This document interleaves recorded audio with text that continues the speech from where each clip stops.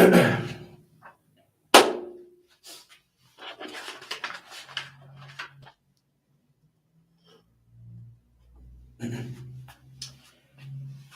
when I was 9 years old, my dad picked me up from a baseball game, a little league game. And it was raining outside. We were driving home. It was very rainy. And we got hit by a car. Unexpected, shocking, but no one was hurt. It was basically a fender bender, not the craziest deal. And my dad got out of the car. The guy who hit us got out of the car. There was a bit of a confrontational moment. Obviously cars colliding is stressful. And I remember this moment because in this moment, it was the first time in my life that I saw my dad nervous.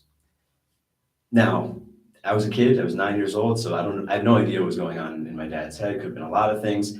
Truthfully though, my dad is kind of a nervous person, so maybe it actually had nothing to do with this confrontational moment with another man. Maybe it's just his behavior, but from my 9-year-old lens, I looked at him and I changed my view of him. In that moment, he no longer was this omnipotent figure that most young children see their parents as. I saw him as human for the first time.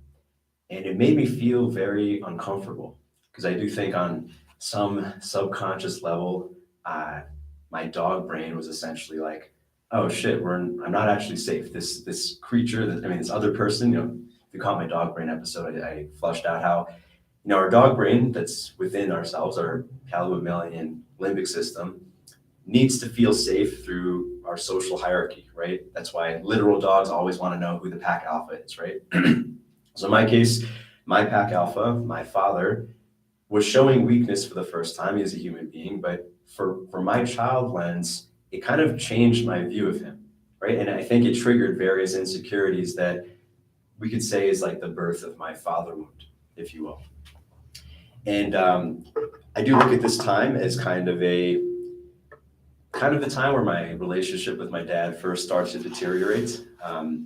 Maybe because of moments like this, partly also, I had various insecurities as a young man, and I did blame them on my father. I saw my dad was nervous, I was nervous. I took out my anger on him, perhaps unfairly. But I also noticed something deeper, more than just my relationship with my literal dad. It was like I separated on some subconscious level from the feeling of connection to an omnipotent, what we would call the Godhead in psychology, this male presence that has everything handled for me, right? Who takes care of me, who keeps me safe, who gives me guidance, like where I can put full trust in him in the way that most monotheistic religions put full trust in God the Father. So I've noticed this, I've done a lot of episodes on the father wound and male role models and things. But only recently I have been thinking about a different stage in the monomyth, in Joseph Campbell's monomyth, known as atonement with the Father, where it's not about the separation part, but it's actually about the reconciliation, which, whether it has to do with your literal father or not, although it tends to be represented by your relationship with your primary role model, this is the moment where you get to put yourself back together. And as a new father myself, I think this is what has triggered it in me. Like when my daughter's, it's been about a year since I've been a dad. My daughter turns a year old in a few weeks. I have noticed, one, what every new parent says, which is you become a parent, you start to identify with your actual parents, you empathize with them more, forgive them, all of that stuff, but also kind of a reconnection to a part of myself, a part of my psyche, perhaps a part of my masculinity that I have not touched or I don't even think have come close to since being a kid who looked up to dad. So this stage in Joseph Campbell's monomyth, what we commonly refer to as the hero's journey, atonement with the Father is the stage in the psychological journey where one reconciles with the Godhead, with their omnipotent father figure, which again can be represented by your dad, but honestly, if you're an adult man, your dad is probably an old man and you're probably not seeing him that way, but we see this in our mythologies, right? Some of the most heavy-handed, you can look at Star Wars. The original episodes of Star Wars was basically like Luke's hero's journey. Obviously Star Wars very heavy-handedly followed the monomyth. Episode 1, he's viewing Darth Vader as this evil, omnipotent force, doesn't know it's his father. episode 4, the next episode, he confronts Darth Vader and he finds out, the iconic line, "Luke, I am your father," and it causes all sorts of anguish because he has to recognize that this thing he's hated, it represents boy psychology a lot. Like, this thing he's hated for an entire episode of episode 4 turns out to be where he comes from, which I think is a deep recognition that men at a certain level of maturity have to come to grips with. And then finally, at the end, episode 6, they reconcile. They have the literal battle. They fight each other. They almost kill each other. They make up in that tear-jerky father-son moment. But I do think this represents something very deep and critical for men, whereas there is a natural separation from your dad. And in fact, in the episode on the 5 stages of the male psyche, which was my personal favorite episode of the podcast last year, I'll put a link in the show notes if you didn't catch it. I do think rebellion is necessary, right? Like, you have to rise up against the father, whether it means your literal father or the father within you, in order to create your own unique identity, right? If you stay within your father's house forever, you stay as a boy forever, regardless of your age. But at some point you have to come back. At some point you have to reintegrate the piece that you were born with, the masculinity that was given to you through what Campbell would call your primary father, and the identity that you sought out and created for yourself, which is what Campbell would call secondary father. So in this episode, we're going to talk about this as a return to mythology, which I haven't spoken about too much. Obviously, we're going to speak about Jungian archetypes and all that fun stuff.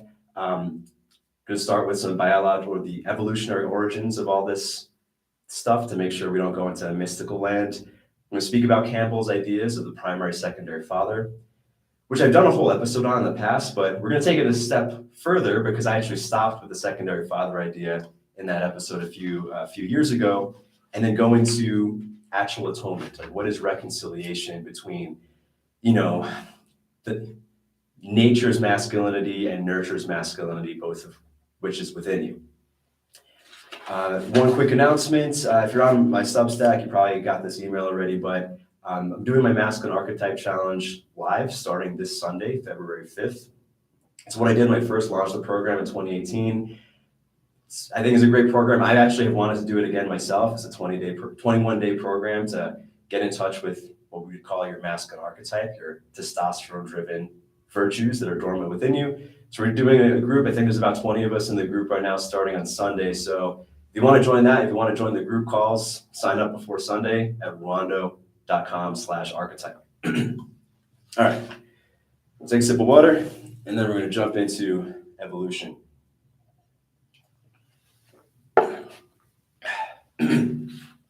All right, so all things within our psyche, what Jung would call archetypes, what we can more commonly refer to as emotional patterns, your sense of whatever, confidence, courage, abstractions like masculinity, all of these modes of behavior have an evolutionary origin.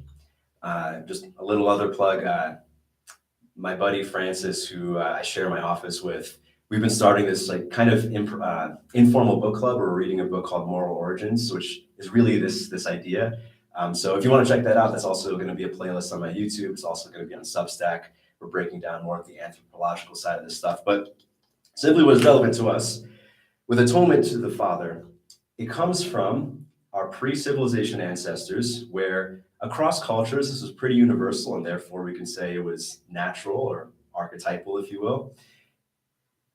When a boy reached a certain age, somewhere between age 7-ish and puberty, he'd be taken from his mother, he'd be taken from the land of women, where he and the other kids, regardless of their gender, would all be just treated as children. And that was their social role. The young boy would be taken from the land of women by his father and brought into the land of men through a rite of passage. And then when he came back, regardless of his age, his social role was no longer that of a boy, and now he was a man. I mean, this is what the bar mitzvah is, right? Even though, again, I bring this up every time I bring up rites of passage of bar mitzvahs. No family seriously treats their bar mitzvah 13-year-old as a man, even though you say that. But there was a time in human history, say in Jewish history, where a boy had his bar mitzvah and he actually was treated as a man. Like, he would start to get adult man responsibilities. He would, his standard of conduct would be that of a man and not of a boy anymore. And this, of course, is represented in various in film, and I'm actually going to, this is maybe an odd reference for a podcast on masculinity, but in the Disney movie Bambi, that movie is actually a little bit about leaving his mother harshly. If you didn't see the movie, Bambi's mother dies, to the point where, most people who haven't seen the film are actually unsure if Bambi's a boy or a girl, because Bambi seems so feminine, but Bambi is a boy. And obviously the name Bambi sounds pretty feminine, but there's that, again, iconic line. I think it's in the end of the movie. I haven't seen it in a long time, obviously, where his father just shows up, right? Like the movie's like, his mother gets shot by a hunter. He's like putting himself back together. It's kind of like an extended leaving the mother, like mother wound type of thing. And then his father shows up. He's a stag. He's king of the forest, and says, I will raise the boy and teach him the ways of the forest. And then it's implied that after the film, Bambi becomes a man, right? This is atonement to the father. This is like a peaceful reconciliation with leaving the comforts of mother, the comforts represented by the archetypal mother, and brought to the tough love of the father, where father loves you, but he's not going to let you slack, because he knows in the harsh world, if he raises you to be weak, that's the worst thing he can do for you, right? So even though our society, modern civilization, doesn't have any of this, right? We don't have rites of passage, the roles that are called traditional gender roles don't really have, for the most part, don't really have a survival basis the way they did for our pre-civilization ancestors. But these emotions are still within us, right? These things still drive us, right? As far as, anything from daddy issues to who we're interested in public figures, be it like a child worshiping a certain basketball player he likes or whatever, right? All of these drives come from these evolutionary origins. And I was speaking about this I was speaking about this with my buddy Mishka, who's been on the podcast a few times. I don't want to tell too much of his story because he's going to come on maybe in a month and tell it, but he's in the middle of a feminine cleanse right now, which is, he realized he had certain behaviors in validation seeking with women. He wanted to free himself from them. And so he's taking a break from women. And specifically, for him, he's pretty good with women. So it's not about changing how he relates necessarily. I mean, I don't want to speak for him, but he's identified that he seeks the feminine for certain levels of comfort that he doesn't want to be reliant on. So he and I were speaking about that. He's taken, I think a month of no dating, etc. But then we were talking about his lifestyle stuff, and I was pointing out that he did have certain comforts in his life, and even though they weren't women, it kind of was almost still the same thing as the archetypal mother. Like he was seeking certain things that made him feel good and feel cozy and maybe feel good about himself and validated and comforted, as most of us, seek when we're feeling not so great. And I was suggesting to him is if you really want to get the most out of this cleanse, maybe you shouldn't seek the metaphorical mother and you should seek the metaphorical father. What does it mean to seek daddy instead of mommy? Obviously we're speaking about, metaphorically, of course, right? So what does that mean? So instead of maybe doing something that feels good or feels comforting, you do an ice bath. Instead of a hot shower or a hot bath that makes you feel relaxed, that kind of feels like archetypal mother energy, you dump in a cold plunge, right? It's a different kind of thing that takes you out of your problems. It takes you out of your worries, right? It's it's kind of like you go to dad and you're complaining and he smacks you in the face. Not that that's what I would do as a father, but that kind of energy of where I'm not gonna let you wallow in this, right? I'm not gonna hold you to my skirt. I'm going to give you something hard to do, and that's going to fix you. That's going to help you. And Mishka and I, he'll come on in the podcast and we'll talk about his experience more, but we were kind of brainstorming, what are these kinds of things, right? Like ice instead of hot showers, from a plant perspective, tobacco instead of weed. Not that I'm a proponent of tobacco, but there are a lot of studies coming out about how tobacco raises testosterone, which I just think is interesting. Obviously, I wouldn't suggest smoking tobacco for the net health benefits, but tobacco obviously has been associated with men, cigars and whatnot, and I actually have been starting smoking a pipe occasionally since becoming a dad. It actually feels a lot better than smoking weed, which does feel like kind of getting a little bit too loose. And we do know also that cannabis does feminize you, both in terms of behavior and biologically. And then other things, right? What is the thing that the benevolent father who loves you, but is also holding you to a standard of strength, what would he do for you? which is like an internal inquiry when it comes to atonement. So now let's go into the primary and secondary father idea, because this is a really critical idea from Joseph Campbell that obviously is very pertinent to men, whereas there is the imprint of masculinity you've been given that you have no choice over, right? This is your primary father. This is your biological dad and or the men who raised you, who you did not get to choose, right? So if you're raised by your biological father, that's him, right? He represents it. But archetypally, it could be spread out over many men, right? Maybe you had a stepdad, maybe an uncle was very present in your life, grandpa, whatever. But you didn't choose them, right? They just showed up in your life, or they were there when you were born, or their DNA is within you, and this is where you got your first imprints of nature and early nurture for being a man, whether you like it or not. I'm sure there's positive traits and negative traits that came with that.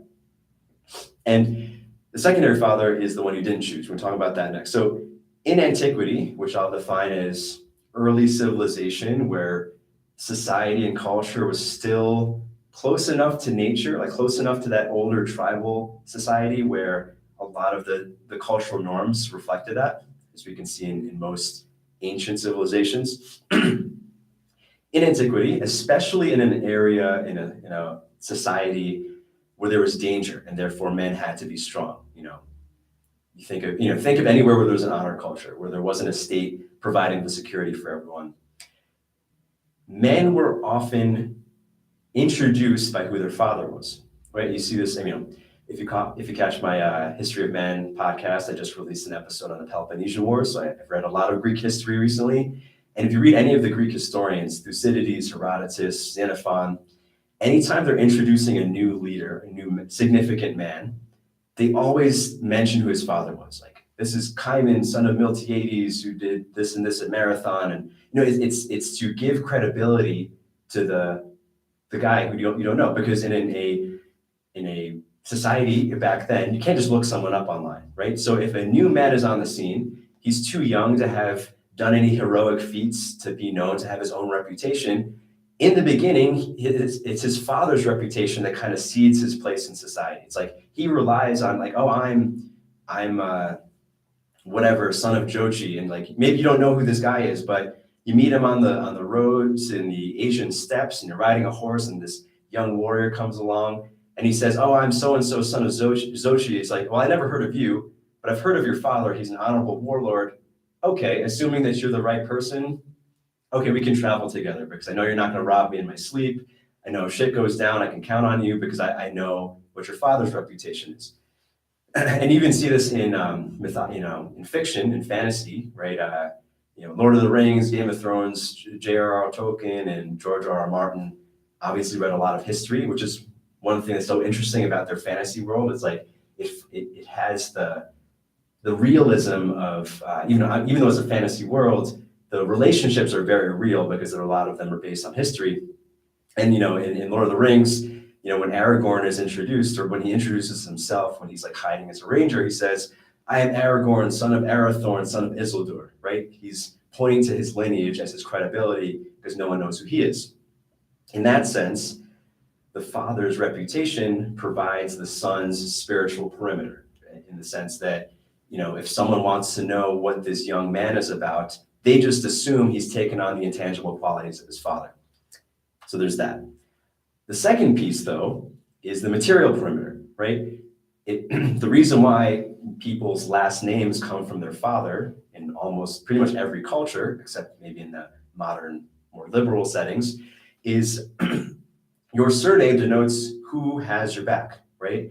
If you are, and this is why so many surnames literally are who your father is. Like Leif Erikson means son of Eric the Red. So you meet Leif Erikson, but you've heard of his father. It's like, okay, he must be cool too. I'm going to follow him. But also, if I mess with Leif Erikson, I have to answer to the war band of Eric the Red. It gives you that backing. And obviously not all last names literally say who your father is, although many European last names, a lot of the suffixes, say in Slavic names, like Vich means son of, Milosevic is son of Milo, etc.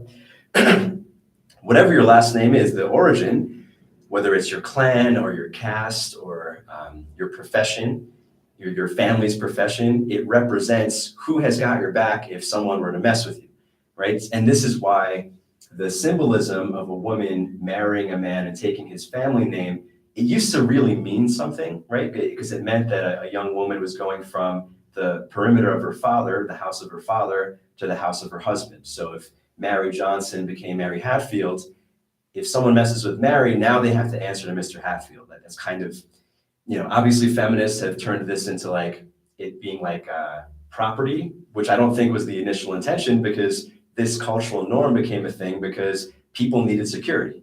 In our modern day states, personal security is very low, which is why, truthfully, these kind of what we call patriarchal norms maybe aren't that necessary anymore, but they have real roots.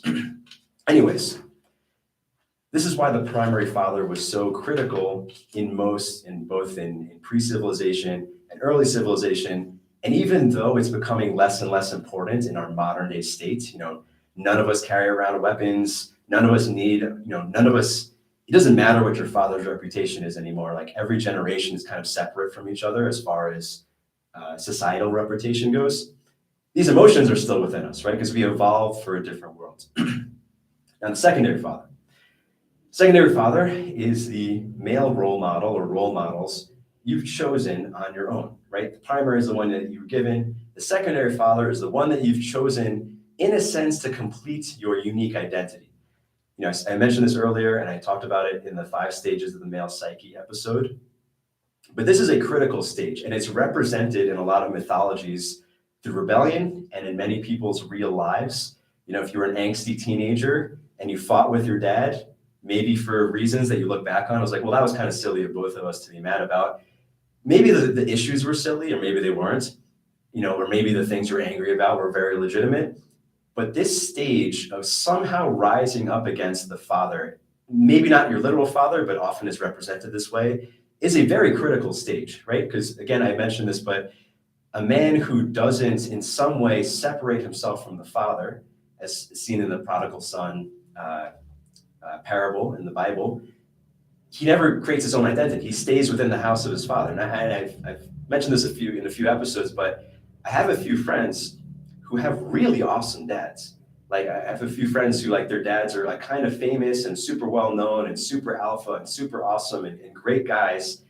And their sons, who are my age, they're in their 30s, still worship their dad to the degree that they've never left their father's shadow. And I can see that almost has as negative an effect as having a father who wasn't strong, right? It's like they never really found themselves, unfortunately.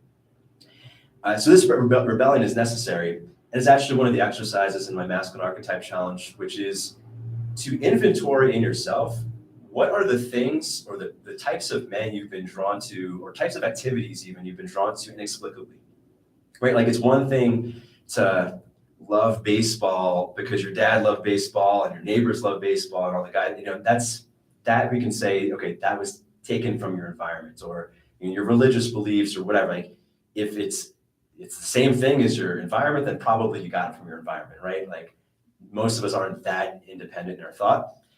But if you have certain interests or proclivities or beliefs or ideas that seem to have come from nowhere, like, maybe they're even opposite what your parents or your upbringing was into, that I think is very interesting because we can almost say like, one, this is like your unique self that didn't come from nurture.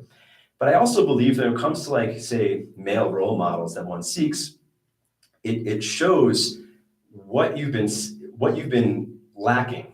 It's like the secondary father represents kind of a correction, right? So, obviously Andrew Tate is in the news a lot. People have opinions. He's very polarizing. I have my own opinions, of course, but simply the fact that he's become so popular lately, especially with young men, points to how collectively men, say of Generation Z, have been lacking what he's giving, right? The brashness, all the stuff, the money, the sex, the things that the unapologetic things that he says. Regardless of what we think of him, it does demonstrate, his popularity demonstrates that this has been lacking in many men, right? That's why they seek him as a secondary father, essentially, which, not to say that people are necessarily looking at him as a father figure or, the people that you listen to or are drawn to not that you're looking at them as daddy, but you are looking at them as a male role model to maybe complete something or to absorb a trait that you consciously or subconsciously feel you were lacking in. And I think specifically with young men, as seen with Andrew Tate, but also with every generation, it's pretty common that teenage boys are drawn to what we could call dark masculine archetypes, right? The Tony Montana's, organized crime becomes very interesting, or gang behavior becomes very interesting when you're a pubescent male, and like you suddenly have this surge of testosterone, and you're somehow separating from your primary upbringing, and you're seeking strong male role models who complete you. In fact, this is often pointed out with gang membership, that it's fatherless boys that are most drawn to that, right? Because they're missing an alpha male in their home tribe, so they join this pack of alphas, seeming alphas, or truly alphas in a gang. Tyler Durden is another example in Fight Club, etc. And I think these unconscious drives represent a correction. So if you're on my Substack, you may have seen I reposted an article on sexual archetypes called "The Devil's Inside of Us." And one of my arguments in that article is that the same thing with our sexual desires, right? Like when you have like this inexplicable sexual desire, very often it's a correction against something in your upbringing. So one example is like racial stuff, like jungle fever, for instance. The trope with that is that it is, it's a popular term in the 70s, that it was specifically white men who were either racist themselves or raised in a racist culture that seemed to fetishize Black women's sexuality, right? Why is that? Because their culture is saying, okay, don't look at this type of woman, it's not good for you. Whereas their nature is like, what are you talking about? A beautiful, fertile woman is a beautiful, fertile woman. So this fetish comes in to correct the fact they're pushing it away. It's essentially what you resist persists unconsciously, right? Like you try not to think of something, but your unconscious wants you to think of that thing. Your unconscious wants you to procreate. Your unconscious wants you to be a complete male that integrates all the different traits. If you, for whatever reason, you've been pushing something away, the secondary father interest or these inexplicable drives pull you in. Another obvious example is like the whole trope about like the homophobic politician who then comes out with some scandal of him like having sex with a boy or something, right? And very often the cultural narrative, the common narrative is like, oh, this person, he was a closet gay and he wasn't right with it, so he became homophobic publicly. I actually think the causality is reversed, where it is that this person learns to hate something so hard and so unnecessarily that his unconscious, which doesn't have any reason to hate things, comes in to like undo the hatred with sexual desire. So I actually think in some ways homophobics turn themselves gay or turn themselves interested in that kind of stuff because they're fighting it so hard. What you resist persists, right? Like your unconscious doesn't discriminate against things that things, right? It just is. So the secondary father, again, these unconscious drives, they represent a correction. I think looking at this is a very interesting exercise. Like in myself, I've noticed my main inexplicable interest that has lasted my whole life has been an obsession with combat sports, which doesn't make sense because my parents are kind of hate that stuff. Nobody I grew up around was into boxing or anything, but for some reason, even as a 4-year-old, like the first time I saw boxing, I was obsessed with it. And looking backwards and connecting dots, it's like, well, my dad is a super pacifist, like he's a vegetarian, he's a true Buddhist, like he really lives by like the precepts of like he won't kill a bug kind of thing, which is nothing wrong with that. And I actually, as a father now, I do appreciate his gentleness more. But something in my unconscious was like, wait a minute, we need to integrate aggression also. So I kind of became obsessed with it, I think, right? A little bit of self-analysis. So the secondary father completes your identity, but you can't stop there. And actually, in the previous episode I did specifically on the secondary father, I think I stopped there because that is part of the stage, right? In the monomyth, it's the meeting of the mentor. It's like meeting Obi-Wan, who teaches you the Jedi tricks that you wanted to learn, but your father wasn't around to teach you because your father's Darth Vader. Or whomever, right? Whomever the mentor is, there is still another stage, because if you stop here, then these parts of yourself, these parts of your masculinity, you can say, are still at odds, right? There's the good side from Obi-Wan, the light side, but the darkness that your father, actually a fun fact I learned recently, the word for father in Dutch, my wife is Dutch, so I'm learning random words, is vader, is Vader. Like literally in Dutch, Darth Vader is Darth Father, which again, very heavy-handed by George Lucas, but essentially, if you don't have this moment, this next stage of atonement with the Father, and this is why it's later in the monomyth, is that you end up having this inner turmoil. And you see this, and I've seen this a lot in men who maybe sought the opposite of their father because they didn't like their dad. Maybe their dad was an angry alcoholic or hyper dominant in a totally unempathic way. So they grew up with nice guy syndrome, right? They don't want to be harsh to women the way their father was. So they go through life totally repressing all of their dominance and aggression and assertiveness, and they end up as impotent guys. Or the other way around. Maybe your dad was a pacifist and you walk around with a chip on your shoulder. Your dad was one way. And it's like, maybe you sought this completion, but you haven't integrated it. So there's still this inner turmoil. Hence the atonement is so important, because, you know, if your primary father is your thesis, secondary father is the antithesis, you do need to synthesize at some point, which is why atonement with the Father is related to apotheosis, essentially becoming a God yourself, in the sense of seeing your dad as a God, you become the Father as well. And I do think it's a completion that obviously I'm going through now as a young father, although I think it applies to all men, especially if you've gone past the phase of, say, the rebellion. Because, and this is represented in films like, The Lion King. I'm thinking Disney because I downloaded a bunch of Disney movies to watch with my kid. But in The Lion King, when Simba speaks to his father in the sky and Rafiki says, "Your father lives in you," this is one of the realizations, right? This is why it happens later in the movie, right before the final battle. It's like, this is where the hero gets his power of synthesizing his primary father elements and secondary father elements, because as Rafiki said, whether you like it or not, your primary father is in you. Your biological dad's DNA, half of your DNA came from him, right? So a lot of your physical traits and behavioral characteristics, whether you like it or not, whether you like him or not, you have in common with him. I guess it's to say it's yours that come from him, or it's his that he gave to you, or it really, you know, all of those traits, obviously your DNA, but a lot of the traits that come with it, even traits passed on through nurture, you know, they come from a whole lineage of, you know, ancestors going way further back than you can imagine. So I think it's natural and understandable that a teenager who's dealing with shit and realizes he's got this complex, maybe from his dad, you know, you have, your dad was this way, so now you're this way, and you blame him for it. Well, he got it from somewhere too. He got it from maybe his grandfather or his upbringing, and it goes all the way back. And I think this is part of the maturity of recognizing that a lot of who you are, especially your masculinity, is impersonal, right? It belongs to your family more than it belongs to you. It belongs to your lineage, if you will.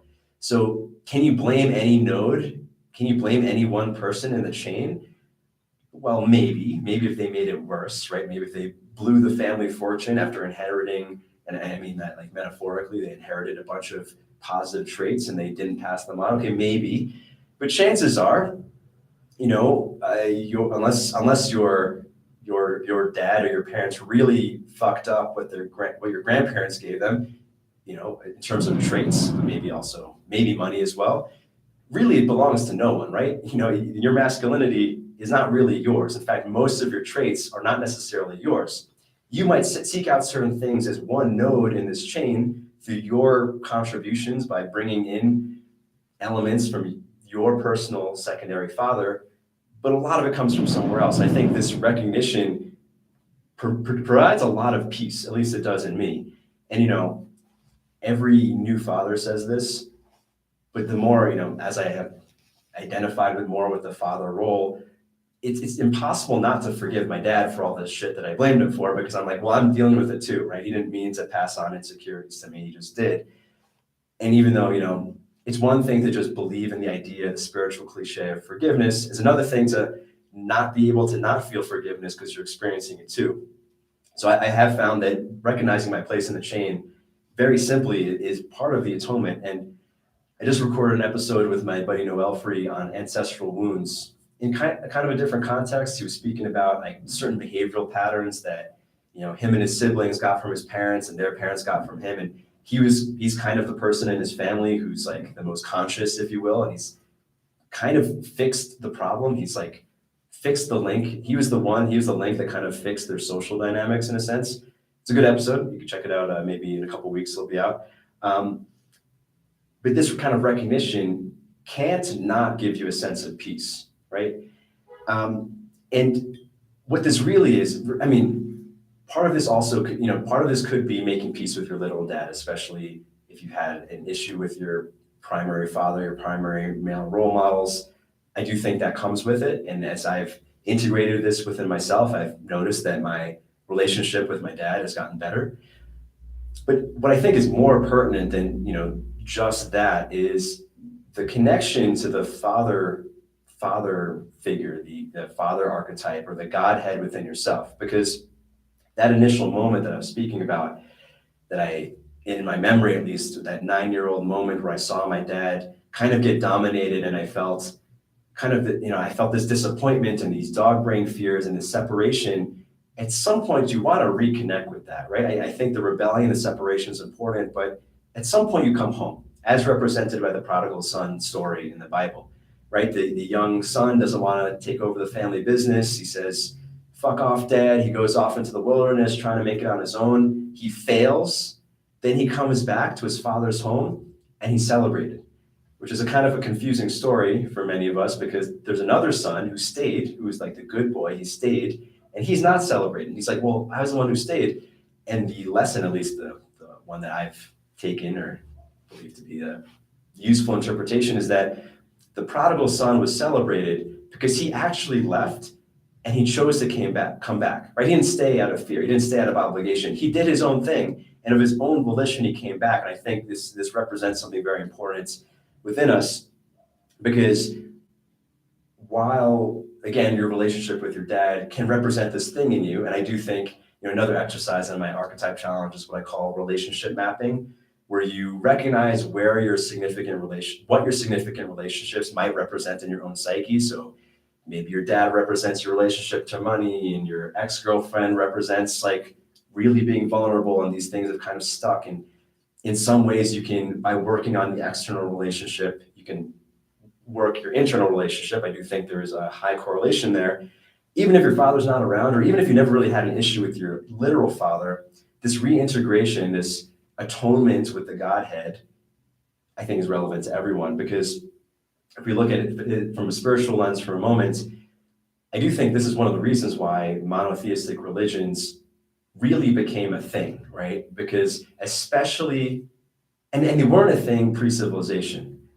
Pre-civilization religions tended to be a little bit more matriarchal or egalitarian or polytheistic, where there's many gods. But I think specifically when society evolved and became more defined, the hierarchies of society became more defined, specifically for the men who were in charge of things, whether they were in charge, head of a state or head of a family, or had to protect their crop or something. It's these men specifically, men we can call the perimeter setters, or loosely call the alphas, who like this idea of God the Father in the sky became really appealing.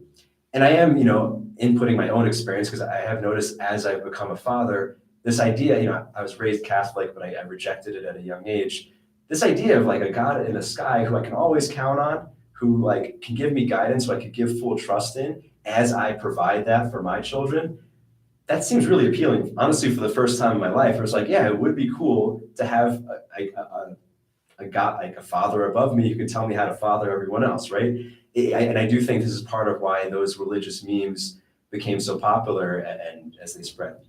I'm actually going to be doing a whole series on monotheism on the History of Man podcast, probably later this year, because I have a lot more books to read on it. But essentially, the takeaway here for atonement in yourself is to recognize, or to even believe, right? Even if you're not, obviously I'm not pushing any religion, but to choose to believe or choose to perceive something that you can treat as a father that's bigger than you. In the same way that when you were a little boy, you looked at your primary male role model in some way as omnipotent, right? This is the root of this is the evolutionary root of the idea of the Godhead, right? There is a father who can handle all the shit, right? He can give you advice, he can keep you safe, he can provide all those things, and seeking something like that, right? So if you're religious, you can seek that, right? But if not, and it is, you kind of have to create your own religion in a sense of like choosing abstract values or choosing a morality or choosing some code that you're going to rely on in place of a literal man telling you what to do, right? I mean, this is why so many things, whether it's 12-step recovery or the Freemasons, like they all require someone to believe in a higher power, because it gives people, specifically men who are in charge of shit, it gives them a sense of security and peace, which allows them to be the perimeter setter for others. It allows you to be a better alpha, if you will, because then you're not on your own, right? People, I mean, this is dog brain stuff, and I think this is more true for males across the animal kingdom, including humans, is that we don't want to be at the top of the hierarchy. We want to be in a hierarchy, and obviously males compete for highest status, but to be at the very top is very stressful, right? It feels better to know what's above you and what's below you, which is why, dogs who only have a dog brain, or don't have a rational brain, the first thing they do, especially male dogs when they meet, is immediately determine the order. Once they know the order, they have peace. And I spoke about this more in the dog brain episode.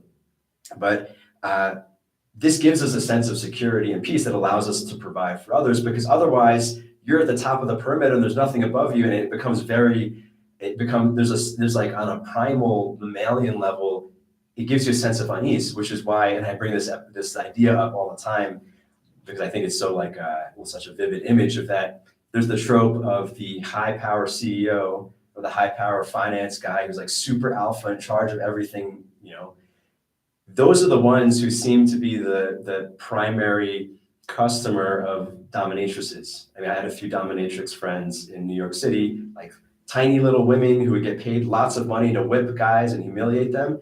It was typically the gigachads essentially who hired them.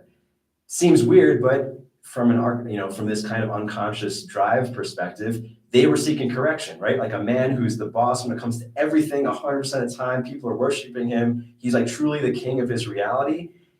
If he's not religious, it feels very uncomfortable to be at the very top, right? He wants something to humble him. And if, a lot of men will seek Christianity or Islam or some monotheistic religion for that purpose, but they don't have God. They then hire a little Asian woman to stomp on them and call them names, because at least they can become humble to something. They can experience that humiliation as a correction, and it makes them feel better about themselves. And the final piece about this atonement, that goes along with recognizing your place in the chain, is coming to terms with the fact that a lot of your traits, a lot of your sense of masculinity came from your primary father, whether you like it or not. Hopefully you've sought mentors and the secondary father experience that fill out the imbalances. But then you have to put them together and refine what you've been given. And one example, which means accepting and using the positives that your father gave you, and maybe correcting and refining and integrating the things that maybe weren't so great. So one example from one of my coaching clients, he's a pro athlete. He originally hired me to speak about his marriage stuff, but then we kind of resolved his marriage issues pretty quickly. And we started talking about his career, because he's very talented, he's very athletic, but he's, he hasn't achieved what he thinks he should achieve based on how good he is in practice, essentially. And we're talking about like what could be, obviously I'm not a sports coach, but we were looking into that stuff. And he shared that his father was also a professional athlete in his sport. And his father kind of, reduced his, kind of blew his chances at a career at it, because he couldn't control his emotions. Like he would get very angry. Like he would be a little bit too emotional and would mess up his game. And then, this client of mine, obviously a younger man, he's been playing this sport with his dad for a long time, but he specifically always tried to suppress his emotions in this part of the game, or like he didn't exercise like his passion, or he doesn't as much, I think on some level, because he doesn't want to be his dad, right? He doesn't want to be the person who has an angry outburst on the court. But But I would say, like, you're kind of, I mean, this is in you. Like, this is kind of a superpower your father gave you that you haven't integrated, that you could use. You could refine it and turn it into something, we look at some of the, the biggest athletes, Jordan, and if you caught the Last Dance, it was the Last Dance documentary, great nostalgia berries if you grew up in the 90s. He was kind of a dick, right? But he was so passionate, so driven. I was trying to see, how can you integrate this in yourself so you're not rejecting what your father gave you? You realize the way he did it was wrong, but you can integrate it in a way that is useful for you.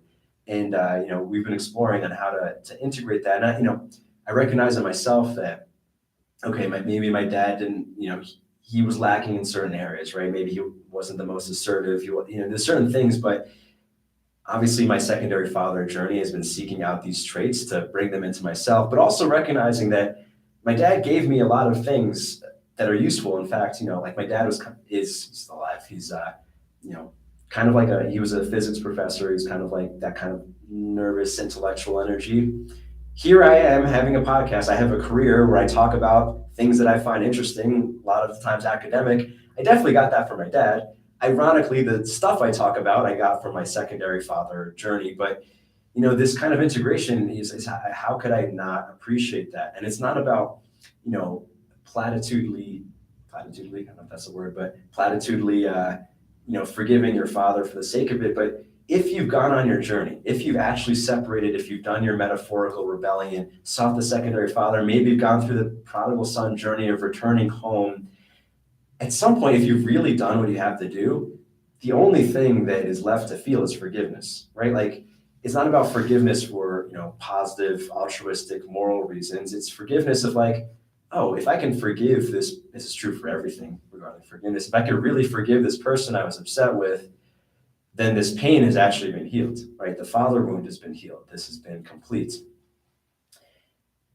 And this is essentially what the king archetype is. And I do believe that to really embody the king, which I define as the archetype of masculinity or the expression of masculinity, where you are not necessarily about yourself, you're about providing the perimeter for dependence. You are, essentially protector of the realm, which is what a king traditionally was.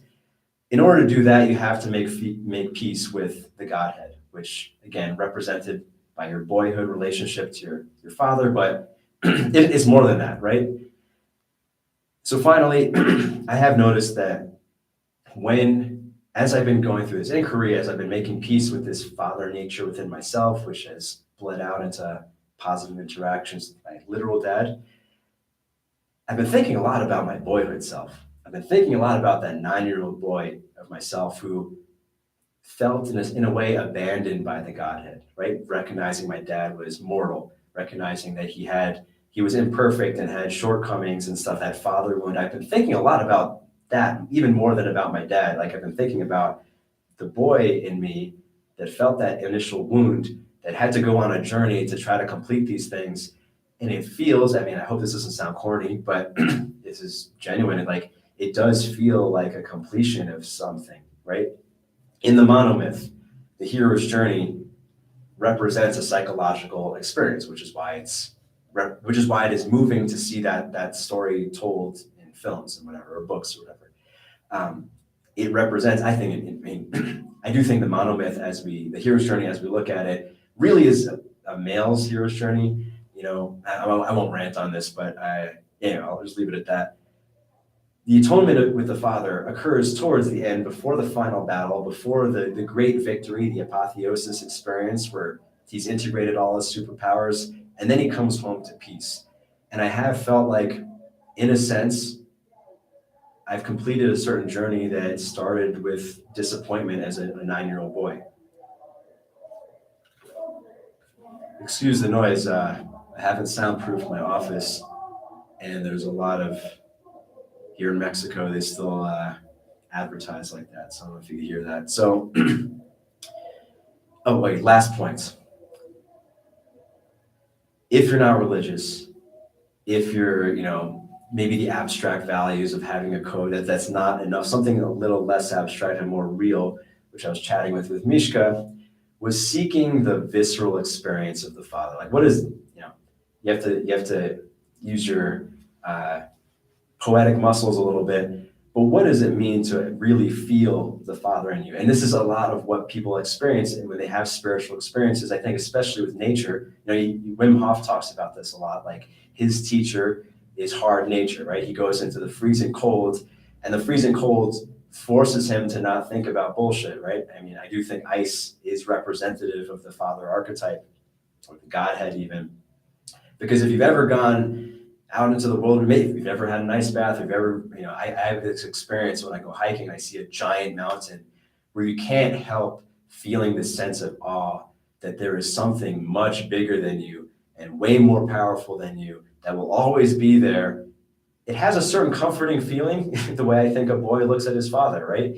In fact, we can say, to flip the direction of the metaphor, if you will, that one's father, or the way one looks at his father when he's a little boy, is really the Father is standing in as a representation of all of nature, like that sense of awe of like, wow, that thing that's beyond me can do so much more, and I can do my best to try to embody it, but I'll never do that, right? Like God the Father in the sky is kind of this asymptote, which you can never really, we can try to, a Christian can try to act as his father does, or whatever the Bible says, but you're never going to fully embody it.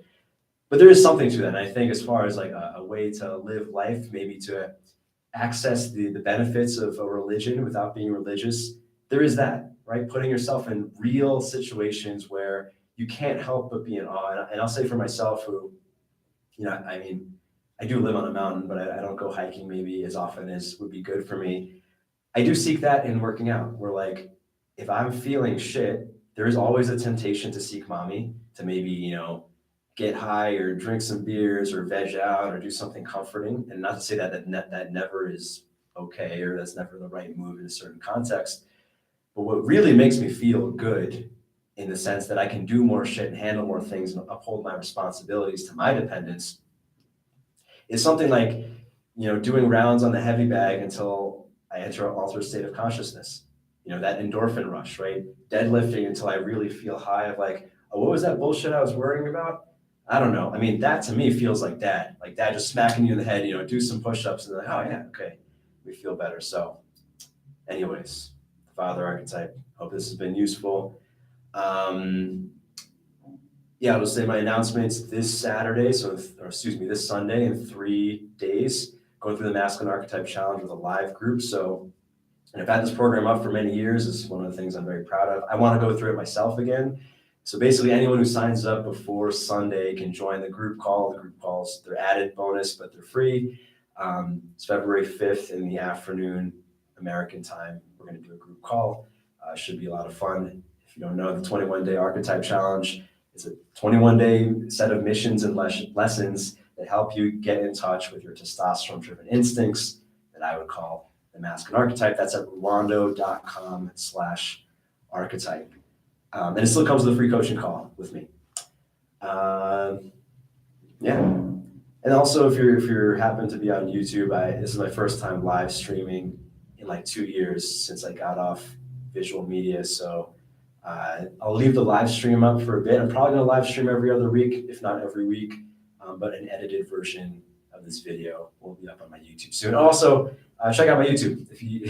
My only subscribers are from more than 2 years ago, because the channel's been down, but I will be posting more videos, more short clips, and obviously the video version of all of my podcast episodes. Thanks for listening. Please like, subscribe, do all that fun stuff if you enjoyed this episode. Goodbye.